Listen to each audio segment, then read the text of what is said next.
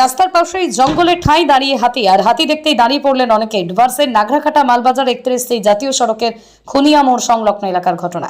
শুক্রবার বিকেলেই জাতীয় সড়কের পাশে একটি হাতি প্রথমে দেখতে এক গাড়ি চালক তিনি গাড়ি থামাতে পিছনে থাকা বেশ কয়েকটি গাড়ি দাপিয়ে বেড়ায়।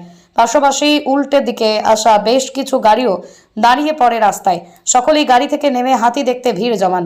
অনেকেই হাতিকে মোবাইলের ক্যামেরায় বন্দী করেন। এদিকে খবর পৌঁছে যায় পুলিশের কাছে। ঘটনাস্থলে আসে নাগরাকাটা থানার পুলিশ। বেশ কিছুক্ষণ রাস্তার ধারে থাকার পর হাতিটি জঙ্গলে ঢুকে পড়ে।